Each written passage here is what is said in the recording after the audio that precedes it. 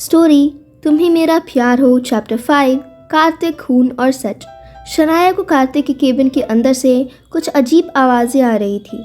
वो खुद से ही कहती है, शनाया डरने की कोई ज़रूरत नहीं है। हो सकता है ना वो खड़ूस अभी भी ऑफिस में ही हो। अच्छा ही है, बिना किसी परेशानी के मैं अपना चेक लेकर वापस आ सकती हूँ। नहीं तो क्या पता कल को मुझ पर चोरी का इल्ज़ाम लगा देता।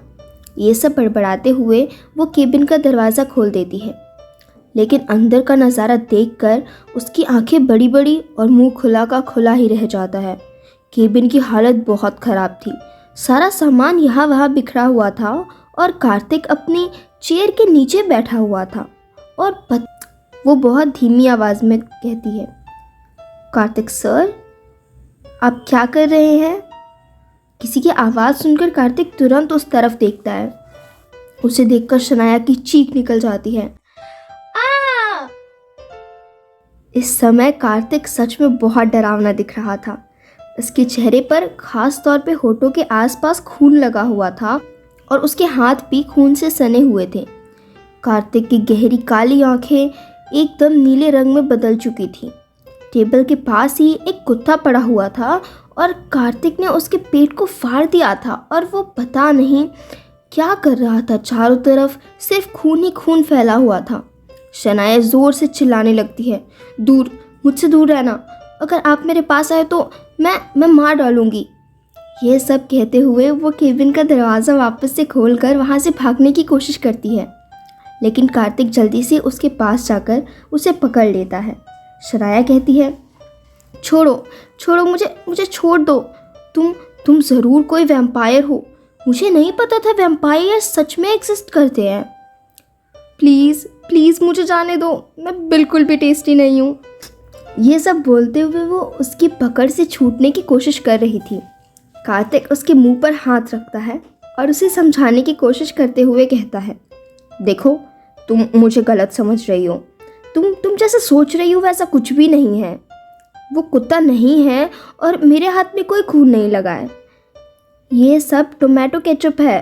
प्लीज़ शोर मत करो। अब मैं तुम्हारे मुंह से हाथ हटा रहा हूँ।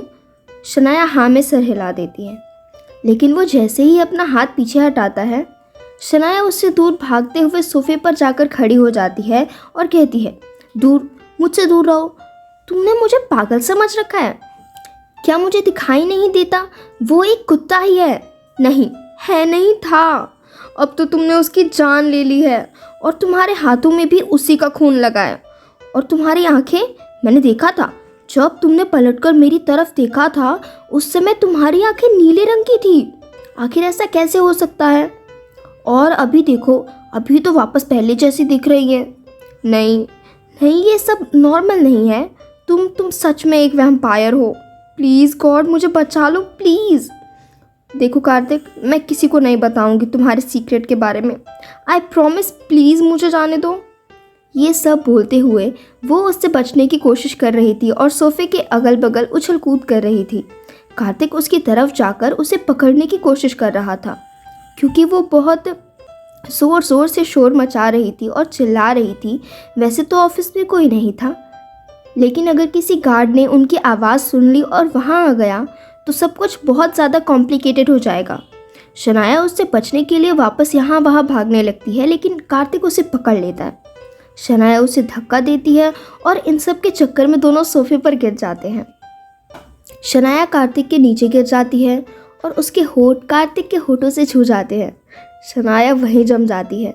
ये उसकी फर्स्ट किस थी। शनाया अपनी फर्स्ट किस सिर्फ अपने सपनों के राजकुमार विवेक के साथ चाहती थी। कार्तिक भी बहुत हैरान था और वो भी वहाँ से हटना ही भूल जाता है। कुछ पल यूं ही रहने के बाद शनाया को होश आता है और वो उसे अपने ऊपर से हटाने की कोशिश करती है। कार्तिक भी अपने होश में आ जाता है और वो भी सीधा बैठ जाता है। उसका मन कर रहा था कि वो उसके होठों को किस करे। वह अपने सर को ज़ोर से हिलाता है और इन सारे ख्यालों को अपने दिमाग से निकालने की कोशिश करता है। शनाया के होठों पर भी अब वो ब्लड लग चुका था। वो अपनी जीभ को हल्का सा बाहर निकालती है और उसे टेस्ट करती है। फिर वहाँ से उठकर उस कुत्ते के पास जाकर उसे ध्यान से देखती है। ये तो सच में सिर्फ एक खिलौना ही था। शनाया कार्तिक की तरफ देखती है और हैरान होते हुए उससे कहती है, ये तो सिर्फ एक खिलौना है और ये सच में टोमेटो केचप ही है। कार्तिक भी उसे ही देख रहा था। वो उसकी आंखों में देखते हुए कहता है, अब तो तुम्हें विश्वास है ना कि मैंने किसी को नहीं मारा है। शनाया अभी भी उसे घूरते हुए कहती है, लेकिन तुम ये कर क्या रहे थे? और तुम्हारी आंखें और ये सब कुछ तुम। शनाया को समझ नहीं आ रहा था कि वो इस समय क्या कहे। वो चुप हो जाती है और जाकर कार्तिक के सामने वाले सोफे पर बैठ जाती है। एक गहरी सांस लेती है और फिर बोलना शुरू करती है, मैं मानती हूँ कि तुम्हारे हाथों में और मुंह पर सिर्फ टोमेटो केचप लगी है और वो कुत्ता भी नकली था, लेकिन तुम ऐसा क्यों कर रहे थे? और तुम्हारी आंखों का रंग कैसे अपने आप ही बदल गया था? कार्तिक इस बात को अब अच्छी तरह से समझ रहा था कि अब उसे शनाया को सब कुछ सच बताना होगा। वो एक गहरी सांस लेता है और बोलना शुरू करता है, क्या कारण होगा कार्तिक की इन अजीब हरकतों के पीछे? जानेंगे नेक्स्ट एपिसोड में। And thank you so much for listening the story.